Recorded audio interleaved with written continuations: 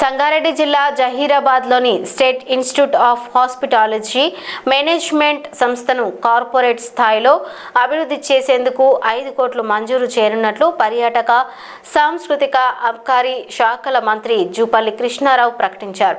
ప్రజాపాలన ప్రగతి ప్రణాళికలో భాగంగా నిర్వహించిన పర్యాటక వారోత్సవాలను ఆయన ఘనంగా ప్రారంభించారు. ఈ సందర్భంగా ఎస్సీ కార్పొరేషన్ సహకారంతో ప్రారంభించిన బేకరీ కన్ఫెక్షనరీ కోర్సులను మంత్రి ప్రారంభించారు. అలాగే నితం విద్యా సంవత్సరానికి సంబంధించిన BBA, MBA కోర్సుల అడ్మిషన్లను లాంఛనంగా ప్రారంభించి పర్యాటక శాఖ రూపొందించిన టూరిస్ట్ గైడ్ పోస్టర్ను ఆవిష్కరించారు.